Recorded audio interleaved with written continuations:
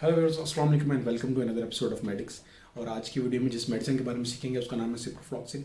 Ciprofloxacin एक antibiotic medicine है। ये एंटीबायोटिक मेडिसिन के उस ग्रुप से है जो कि बैक्टीरियल इन्फेक्शन की सूरत में दी जाती है। सिप्रोफ्लॉक्सिन टैबलेट, इंजेक्शन और आई ड्रॉप तीनों फॉर्म्स में अवेलेबल है, लेकिन आज की वीडियो में हम सिर्फ सिप्रोफ्लॉक्सिन टैबलेट के बारे में बात करेंगे। यह आपको मार्केट में 250 mg और 500 mg के पोटेंसी में अवेलेबल है। इसके बहुत सारे ब्रांड्स मार्केट में अवेलेबल हैं, लेकिन ब्रांड ज़्यादा ज़रूरी नहीं है। सिप्रोफ्लॉक्सिन फार्मूला जो है वो ज़्यादा ज़रूरी है। आपको मार्केट में किसी भी ब्रांड की मेडिसिन मिल रही हो लेकिन उसका फार्मूला सिप्रोफ्लॉक्सिन हो तो आप उसे यूज़ कर सकते हैं। आज की वीडियो में मैं डिटेल से डिस्कस करूँगा कि किन किन बीमारियों की सूरत में दी जाती है और इसे कैसे इस्तेमाल किया जाता है। तो वीडियो को एंड तक ज़रूर देखिएगा, और अगर आपने मेरे चैनल को सब्सक्राइब नहीं किया हुआ तो आप मेरे चैनल को अभी सब्सक्राइब करें। सिप्रोफ्लॉक्सिन टैबलेट के इस्तेमाल के बारे में बात करें कि किन किन बीमारियों में दी जाती है। तो सबसे पहले, अगर आपकी हड्डियों में पेन है या आपकी हड्डी के जोड़ों में तकलीफ़ है और उसमें स्वेलिंग हो गई है तो उस सूरत में सिप्रोफ्लॉक्सिन टैबलेट ही प्रिस्क्राइब की जाती है। इसके अलावा अगर आपके कान में किसी भी किस्म का बैक्टीरियल इन्फेक्शन हो जाए और उसकी वजह से कान में दर्द हो और कान में स्वेलिंग भी हो जाए या फिर किसी किस्म का रेशा हो जाए कान में जिसकी वजह से अक्सर लोगों को कम सुनाई देता है, तो उस सूरत में भी सिप्रोफ्लॉक्सिन टैबलेट ही प्रिस्क्राइब की जाती है डॉक्टर्स की तरफ से। इसके अलावा अगर आपके पेट में या पेट की आंतों में किसी किस्म का इन्फेक्शन हो जाए और उसकी वजह से आपको उल्टी आ रही हो या मोशन लग जाए तो उस सूरत में भी उसे ट्रीट करने के लिए सिप्रोफ्लॉक्सिन टैबलेट ही दी जाती है।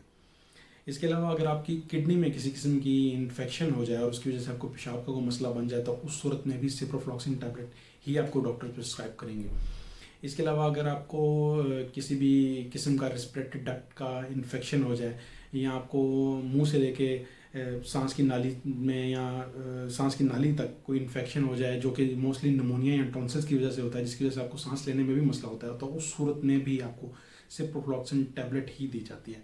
इसके अलावा स्किन की एक बीमारी जिसका नाम सेलुलाइटिस है, जिसकी वजह से स्किन पर स्वेलिंग हो जाती है और जिस जगह पर स्वेलिंग होती है वहाँ पे जिसम स्किन थोड़ी सी गर्म भी रहने लग जाती है, तो उस सूरत में भी सिप्रोफ्लॉक्सिन टैबलेट ही दी जाती है आपको। इसके अलावा एक सेक्सुअल ट्रांसमिटेड डिजीज़ जिसका नाम एंथ्रेक्स है, उस सूरत उसको भी ट्रीट करने के लिए यही मेडिसिन डॉक्टर्स प्रिस्क्राइब करते हैं। इसके अलावा इस मेडिसिन को टाइफाइड बुखार की सूरत में भी दिया जाता है जो कि मोस्टली कंटेमिनेटेड फूड और हवा की वजह से होता है। इसे भी बैक्टीरिया से रिलेट किया जाता है, तो उसको भी ट्रीट करने के लिए सिप्रोफ्लॉक्सिन टैबलेट ही इस्तेमाल होती है। डॉक्टर इसी को प्रिस्क्राइब करते हैं। अब यहाँ पर तकरीबन मैंने आपको 8 इसके यूजेस जो हैं, जनरल यूजेस जो मोस्टली होते हैं जिसकी वजह से दी जाती है वो बता दिए। हो सकता है डॉक्टर अपने एक्सपीरियंस के मुताबिक आपको मज़ीद किसी बीमारी के लिए भी सिप्रोफ्लॉक्सिन टैबलेट का इस्तेमाल करवाए। अब इस मेडिसिन के अगर डोजेज की बात करें तो इसे डॉक्टर सुबह शाम की डोज प्रिस्क्राइब करते हैं, यानी एक टैबलेट सुबह और एक टैबलेट शाम खाने के बाद इसे प्रिस्क्राइब किया जाता है। अगर इसकी पोटेंसी की बात करें जो कि 250 mg और 500 mg है, तो वो हो सकता है डॉक्टर्स आपके वेट, आपकी एज और आपकी कंडीशन के हिसाब से आपको वो पोटेंसी आपको रिकमेंड करे कि वो 250 mg होनी चाहिए, 500 mg होनी चाहिए। एक और चीज़ उस मेडिसिन को लेकर आपको जहन में रखनी चाहिए वो ये है कि अगर आपको किसी किस्म की एलर्जी है या आप कोई और मेडिसिन यूज़ कर रहे हैं नॉर्मल रूटीन में, तो आप अपने डॉक्टर को लाजमी बताएं ताकि वो उस मेडिसिन का इस्तेमाल बंद कर सकें, या अगर आप उसको इस मेडिसिन से जारी रख सकते हैं तो रख सकते हैं, क्योंकि सिप्रोफ्लॉक्सिन एक ऐसी टैबलेट है जिसके साथ आप बहुत सारी मेडिसिन नहीं ले सकते। इसके लिए इसके काफ़ी सारी मेडिसिन जो है वो आपको बंद करनी पड़ेंगी, या हो सकता है वो मेडिसिन इसके साथ फिजिबल ना हो जिसकी वजह से आपको साइड इफेक्ट्स भी हो सकते हैं। तो वो इसलिए आप अपने डॉक्टर को लाजमी बताएं कि आप कौन सी मेडिसिन पहले यूज़ करें और हमेशा इसकी रिकमेंडेड डोज ही लें, जो डॉक्टर आपको रिकमेंड करे वही लें। इसके अलावा अगर इसके साइड इफेक्ट्स की बात करें तो वैसे तो इस मेडिसिन के कोई खास साइड इफेक्ट्स नहीं हैं, लेकिन अगर कोई बहुत सीवियर किस्म का साइड इफेक्ट हो जाए जिसमें कोई वॉमिटिंग वगैरह आपको हो सकती है, या इसके अलावा आपको किसी किस्म का कोई सीवियर किस्म का रैश हो सकता है स्किन पर, तो उस सूरत में फ़ौरन इस मेडिसिन का इस्तेमाल रोक दें और अपने डॉक्टर से रजू करें ताकि वो आपको बेहतर तरीके से ट्रीट कर सकें या बेहतर तरीके से ट्रीटमेंट कर सके।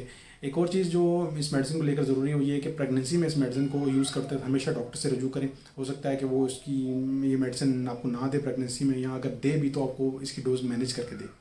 उम्मीद करता हूँ आज की वीडियो आपको पसंद आई, क्योंकि मज़ीद ऐसी वीडियोज़ के लिए मेरे पेज को सब्सक्राइब करें। अल्लाह हाफ़िज़।